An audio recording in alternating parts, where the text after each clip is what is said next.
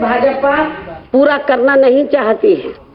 इसके साथ साथ केंद्र की भाजपा सरकार अपने लोकसभा चुनावी वायदे के अनुसार विदेशों से काला धन वापस लाकर यदि उन्हें 20 से 25 लाख रुपए भी दे दे या इससे भी कम दे दे, 15 से 20 लाख रुपए या 20 से 25 लाख रुपए भी दे दे, तो तब वे अपना कल्याण स्वयं ही कर लेंगे और फिर ये लोग अपने लिए एक नहीं बल्कि कई मारुति कार स्वयं ही खरीद लेंगे और अपना छोटा मोटा कारोबार भी शुरू कर देंगे।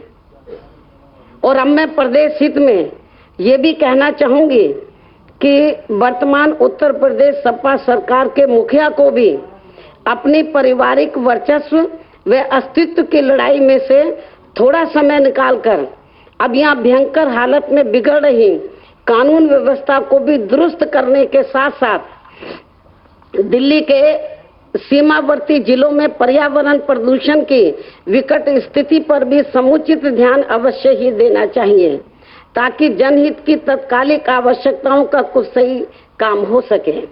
और अब मैं अंत में खासकर बीजेपी व इनके परिवर्तन आह्वान के बारे में यही कहना चाहूंगी कि देश में भाजपा व प्रधानमंत्री श्री नरेंद्र मोदी का परिवर्तन लाने का आह्वान पहले दिल्ली में और फिर बंगाल व बिहार में तथा फिर दक्षिण के बड़े राज्यों में भी जिस बुरी तरह से फेल हो चुका है, तो अब ठीक उसी प्रकार से यहाँ उत्तर प्रदेश में भी उसकी अर्थात इनके इस हवाई परिवर्तन की भी काफी बुरी दुर्गति होने वाली है। इन्हीं जरूरी बातों के साथ ही अब मैं देश में इस समय चल रहे खासकर आस्था के महापर्व छठ के मौके पर लोगों को अपनी हार्दिक बधाई व शुभकामनाएं देते हुए अपनी बात यहीं समाप्त करती हूं। और मैं आप लोगों को ये भी बताना चाहती हूं कि जिन बिंदुओं पर मैंने अपनी बात आप लोगों के सामने रखी है, तो इन बिंदुओं पर विस्तार से प्रेस नोट तुरंत ही आप लोगों को अभी दे दिया जाएगा। तो इसलिए मैं अपनी बात विस्तार से नहीं रखना चाहती हूँ, क्योंकि जो प्रिंट मीडिया है तो उनको तो लिखा लिखाया मिल जाएगा, लेकिन जो इलेक्ट्रॉनिक मीडिया है तो मुझे मालूम है कि यदि मैं विस्तार से बोलूंगी तो काट छाट के आप थोड़ा ही दिखाएंगे।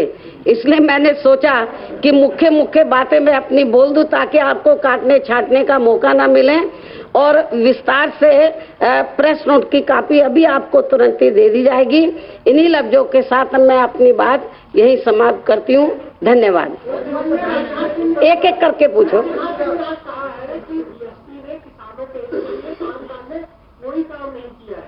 ये तो उत्तर प्रदेश के किसानों से जाकर इनको पूछना चाहिए, वो इनको सही जवाब देंगे ना।